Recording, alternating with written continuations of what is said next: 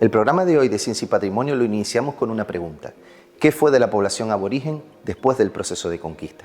Para responder a esta incógnita, entrevistaremos hoy en Ciencia y Patrimonio a Sergio Bausel, doctor en Historia por la Universidad de La Laguna y un investigador que ha desarrollado gran parte de esa faceta en torno al análisis precisamente de los procesos de aculturación que afectaron a la formación social guanche antes, durante y tras la finalización del proceso de conquista del archipiélago a finales del siglo XVI.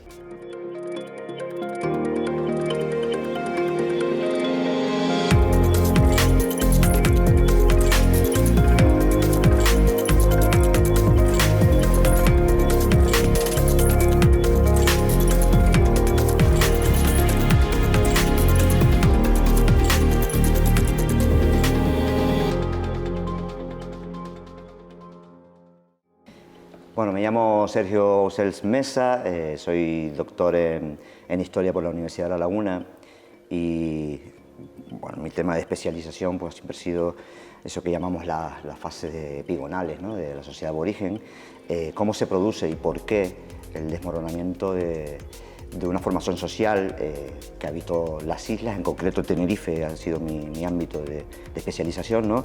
Cómo se produce eso que llamamos me gusta llamar el proceso de interacción, ¿no? Sin ninguna connotación. Es un proceso en el que entran en contacto varios tipos de sociedades. Todo el mundo europeo que está llegando a Canarias, como sabemos, es un proceso muy dilatado. Tenemos constancia de llegadas de europeos por Canarias desde el siglo XIV. Hay documentadas mínimo 3 expediciones, ¿no? Más otras 9 que a lo mejor también probablemente. Es decir, hay todo un mundo ahí que a mí me gusta consensuar, analizar, periodizar y darle un formato, digamos, conceptual para poder entender qué fue lo que pasó con los aborígenes, ¿no? En este sentido, el proceso de integración, como sabemos, que se comenzaría en varias etapas, ¿no? Yo he hecho una propuesta de periodización que es válida para toda Canarias, lo que pasa es que tienen marcos cronológicos distintos, porque evidentemente las conquistas, como sabemos, se inicia con mucha anterioridad en las islas orientales, ¿no? Entonces hay una primera etapa que es de contacto, evidentemente, que está caracterizada por escenarios diferentes, planos de interacción diferentes, agentes aculturativos diferentes, en fin, que podemos llamar de contacto, ¿no? Se iniciaría con esas primeras expediciones, donde probablemente funcionó el plano económico más que ningún otro. El tema de los intercambios pudo ser en muchas ocasiones un intercambio recíproco, que es conocido en muchos procesos de contacto por la antropología, que llamamos el comercio de playa, ¿no? Vamos, los europeos venían con un interés por los recursos de las propias islas, estamos hablando de derivados de ganado, cuero, cebo, la famosa horchilla, lo que es la pez para el tema de los barcos, y después los seres humanos, ¿no? Muy preciados para el mercadeo de esclavitud. Eso significó que hubieron intercambios recíprocos en los que los aborígenes también les interesaban herramientas, especialmente objetos exóticos y especialísimamente instrumentos de metal. Hay que olvidar que los aborígenes de Canarias, en su gran mayoría, y especialmente los guanches, probablemente vienen de un mundo en el que se conocía el metal. Y esto es algo que a veces olvidamos. Cuando vienen aquí se tienen que adaptar, ¿no? Readaptar todo lo que es esa industria de las herramientas de metal, aplicarlas a la piedra, ¿no? Entonces son muy preciados esos instrumentos de metal, las monedas, hierro, etcétera, que aparecen en algunos contextos, ¿no? Y otras veces ese intercambio no es recíproco, es un expolio absolutamente, como digo yo, no institucionalizado, porque son empresas privadas, mercaderes, genoveses, florentinos, andaluces, catalanes, mallorquines, que pasan por Canarias y, bueno, producen esas cabalgadas, esas racias, ¿no? Digamos que esa es la primera fase de contacto, pero posteriormente a partir en el caso de Tenerife, a partir de 1464 se produce un hecho fundamental, que son los pactos con Diego de Herrera, ¿no? Pactos que realmente van a servir más para el señor del señorío de Canarias, para presentarse al resto del mundo, a la corona, como señor de toda Canarias, pero era un acto absolutamente ceremonial, una especie de rito, como sabemos, medieval, la enfeudación, el vasallaje de los menseyes, etc. Pero sí que tiene un elemento particular y que define una nueva etapa, que es la etapa de preconquista. ¿Por qué? Porque hay una fijación en el territorio ya permanente. las relaciones ya no son esporádicas, tuvo que haber una estructura de interacción, tuvo que haber una frontera en esas relaciones, los agentes aculturativos cambian, aparecen soldados que estaban en la Torre de Añazo, por ejemplo, aparece lo que más nos interesa también, la posibilidad de un eremitorio, que es el eremitorio de Weimar, es más o menos en esas etapas, mediados del siglo XV, y por lo tanto es una etapa en la que hay una vocación de anexión territorial del territorio, de conquista, pero que es frustrada totalmente, ¿no? Diego de Herrera fracasa en Gran Canaria, fracasa en Tenerife, como lo hizo también Betancourt, pero evidentemente para el tema que a nosotros nos interesa, que es el mundo aborigen, pues es un elemento innovador y nuevo que marca una nueva etapa de relaciones, ¿no? La etapa de preconquista, y luego que decirles ya la etapa de conquista y colonización, que son las dos últimas, ¿no?, de todo este larguísimo proceso de interacción.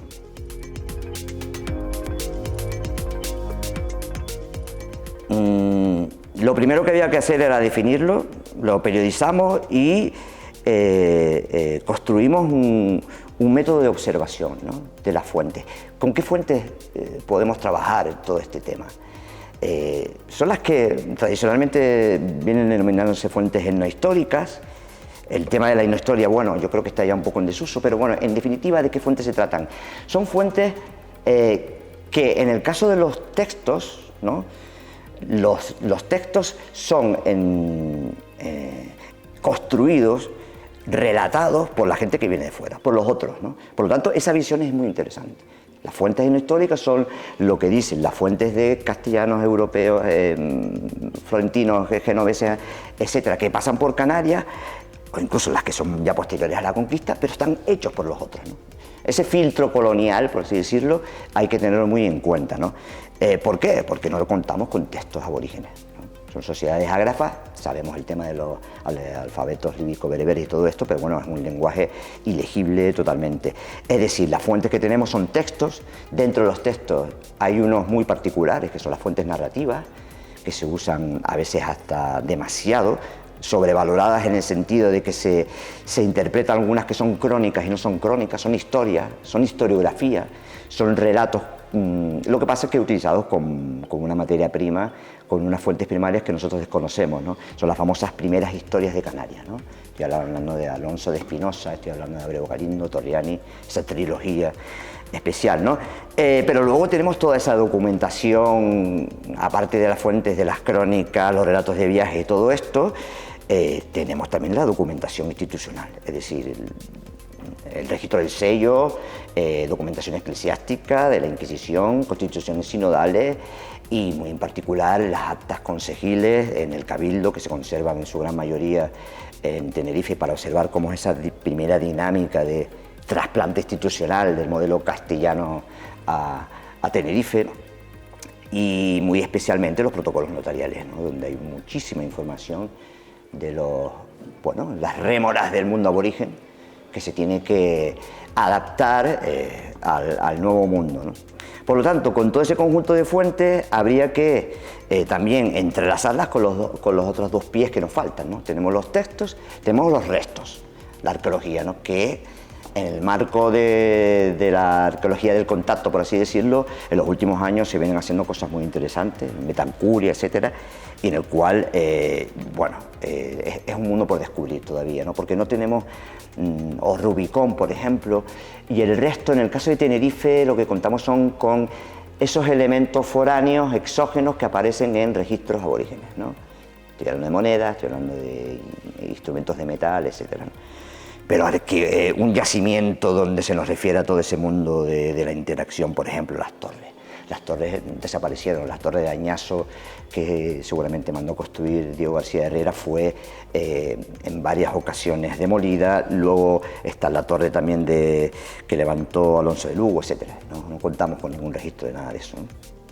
Textos, arqueología, y después generalmente cuando hablamos de sociedades en plenos procesos de aculturación, pues tenemos la antropología, ¿no? Pero claro, eso lo podemos aplicar en el mundo, por ejemplo, mexicano, donde tenemos una asistencia social importante de comunidades que todavía mantienen, ¿no?, buena parte de esa etnicidad, por así decirlo. En el caso de Canarias, Los guanches, desgraciadamente, en el siglo XXI no existen, por mucho que a algunos nos duela, y lo que hay que tirar es de esa lectura etnográfica que podemos hacer de los textos, ¿no? Eso, digamos, es toda la riqueza documental, que es bastante, ¿no?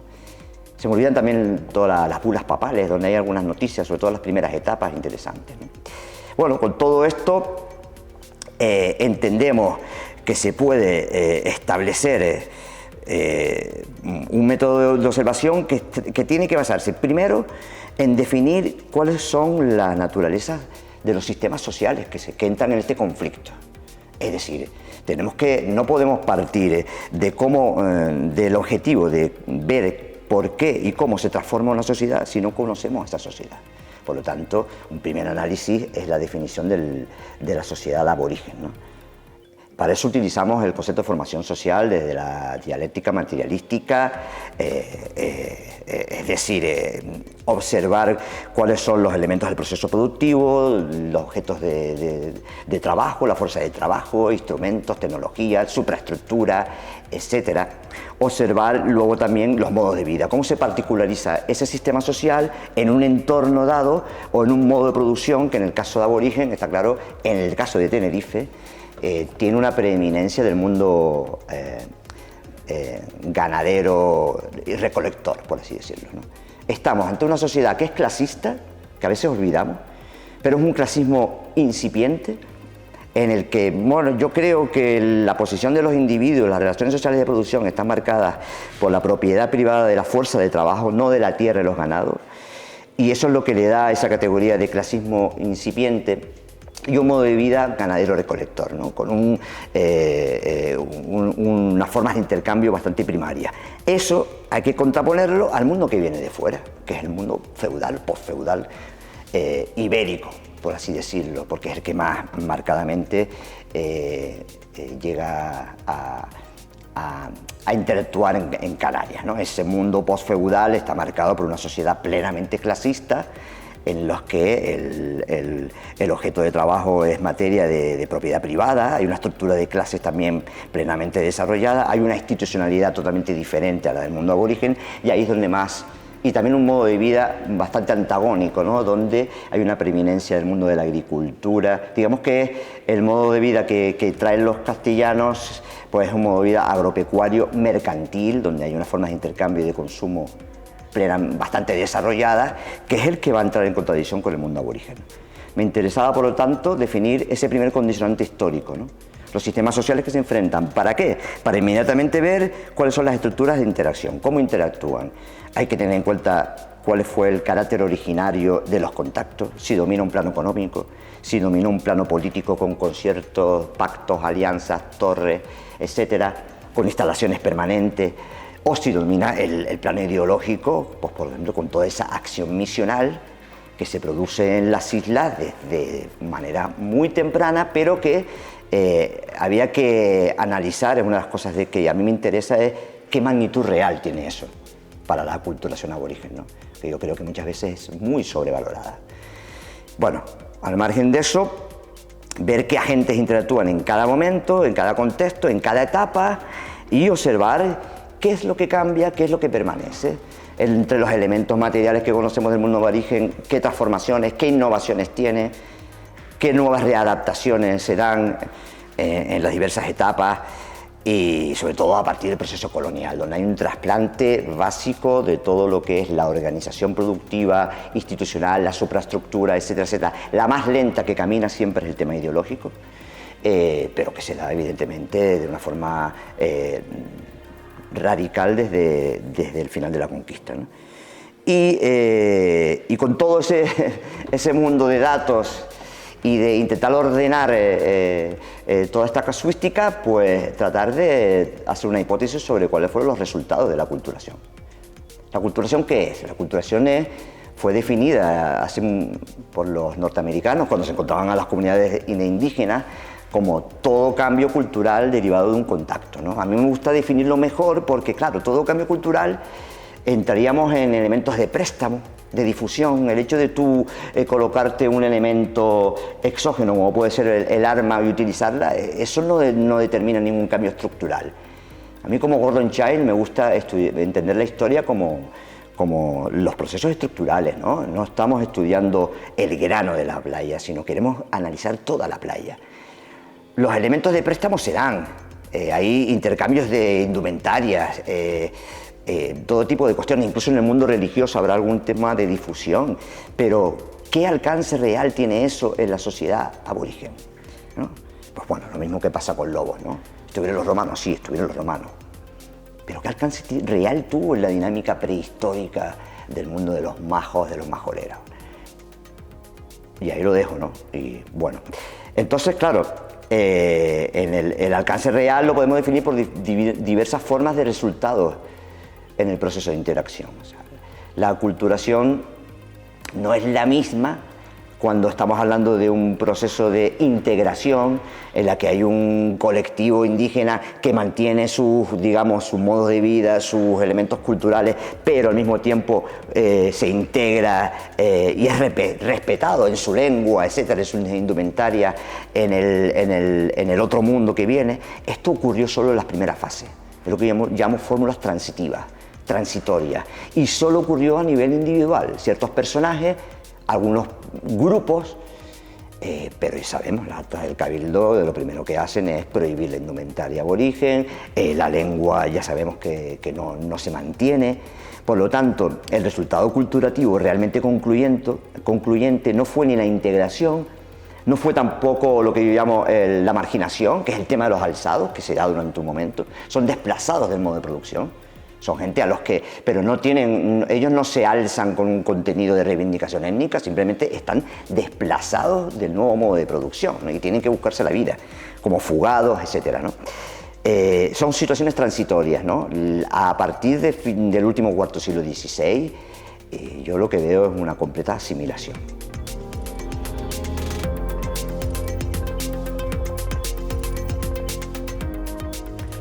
Bien, pues yo lo que planteo es que el resultado aculturativo de la sociedad guanche es de tipo asimilativo, no hay una asimilación.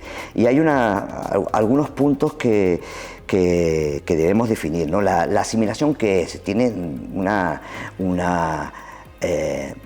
cara que fundamentalmente la pérdida del contenido étnico que definía ese sistema social y cultural, ¿no? Hay una anulación de ese contenido étnico y el resultado es que dentro de lo que es el concepto de etnicidad solo queda reducido a su dimensión subjetiva, que es la construcción identitaria, que evidentemente existe, pero que existe y se va reconstruyendo, yo creo que ya de forma tardía, una vez se supera todo ese trauma de la conquista, especialmente a partir del siglo XVII, que es cuando hay una especie de rescate en el que el aborigen empieza a formar parte de nuestra historia canaria, por así decirlo. Si nosotros observamos las primeras crónicas, hay un total antagonismo, son los otros. Los guanches son los otros, ¿no? Y sin embargo, cuando aparecen los primeros autores, Viana, Cairasco de Figueroa, etcétera, se empieza a utilizar en nosotros, ¿no? Y eso es interesante.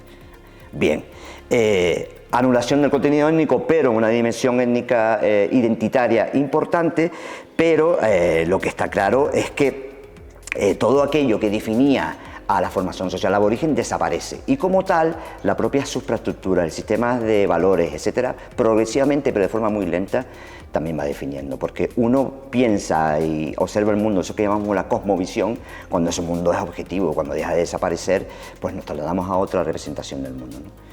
Bueno, una de las cuestiones que a mí me gusta analizar y para concluir el tema de la asimilación es que aquí no hubo una incorporación, digamos, como a la nueva sociedad, como una comunidad étnica diferenciada, ¿no? Hay en la asimilación de los aborígenes primaron más los vínculos de clase que los propios vínculos culturales, étnicos, o incluso primaron más los vínculos de parentesco, que a veces los confundimos con los vínculos étnicos, es decir, el aborigen, el guanche, se incorpora a la nueva sociedad en función de las clases sociales. El que es propietario de tierras, de ganado, de capital, se asimila al propietario que viene de la península. El que es un mero pastor se sigue asimilando al extremeño que es agricultor. Hay una incorporación por clase. Esto le da un componente absolutamente heterogéneo. Y eso también significa cuestionar esas tesis, digamos, culturalistas en las que entienden que uno de los motores fundamentales de la culturación aborigen tiene que ver con esa solidaridad étnica, ¿no?, entre los aborígenes. Aquí lo que se crea después de la conquista son redes de dependencia, ¿no? y vínculos de parentesco en los cuales efectivamente hay guanches que compran esclavos, guanches, y luego los ahorran. Pero ese tipo de circunstancias se da en todo el mundo feudal y medieval, lo sabemos, no solo es específico a los aborígenes.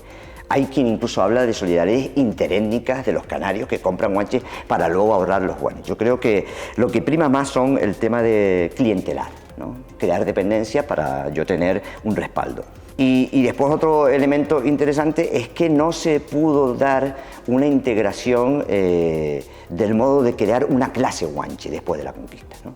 En el proceso colonial. No hay una clase guanche, no hay una casta guanche, porque cada guanche de manera individual o por grupo o por familia se incorporan a las diversas clases sociales que vienen con el nuevo modo de producción. Entonces, claro, eso que sí que se da en América, por ejemplo, aquí no se da. No se dio una... De hecho, hubiera sido interesantísimo, ¿no? Contar con una especie de comunidad guanche que forma parte, uno pues, como los judíos o como otro grupo social. No, porque aquí a partir del último cuarto del siglo XVI, los únicos datos que tenemos en ese sentido es la cuestión del pleito de los naturales, donde hay una reivindicación. Pero esa reivindicación tiene un claro objetivo, el pleito de los naturales tiene que ver con el tema de, ¿no? el transporte de la Virgen de Candelaria, ¿no? Los guanches de Güímar reivindican que ellos son los portadores. ¿Ellos qué están haciendo? Es reivindicar su calidad de cristiano viejo. ¿Por qué? Porque los primeros cristianos que están en las islas son los que adoran a la Virgen de Candelaria. Y en ese sentido se representan como descendientes de guanches, pero lo que están reivindicando son las prerrogativas típicas de una sociedad cristiana y posfeudal, ¿no? Por eso, bueno, este tipo de análisis son interesantes, por ejemplo, en el papel de la Virgen de Candelaria, ¿no? Bueno, y en definitiva, el proceso de asimilación es un proceso muy complejo, en el que necesitábamos herramientas heurísticas para poder explicarlos, ¿no? Y finalmente, una de las conclusiones a las que yo llego es que la asimilación es un resultado aculturativo que no tiene vuelta atrás. Es irreversible, ¿no? Cuando una sociedad se transforma en cuanto a todos sus elementos que lo cualificaban como sociedad y como cultura, hay movimientos que pueden rememorar identitariamente lo que fuimos con anterioridad, pero es que los nuevos elementos que están imperando en la nueva sociedad te hacen pensar de otra manera, te hacen vivir de otra manera, y esa irreversibilidad del proceso de aculturación canario, guanche, es lo que determina que podamos utilizar la expresión de etnocidio, ¿no? Aquí hay una liquidación absoluta de la cultura y de los elementos que cualificaban a la sociedad guanche, ¿no? Es un exterminio de una cultura. Y ese etnocidio es lo que realmente fue la auténtica imposibilidad del propio mundo aborigen de coexistir con ese otro mundo, por lo que fuera, como una sociedad diferenciada, ¿no?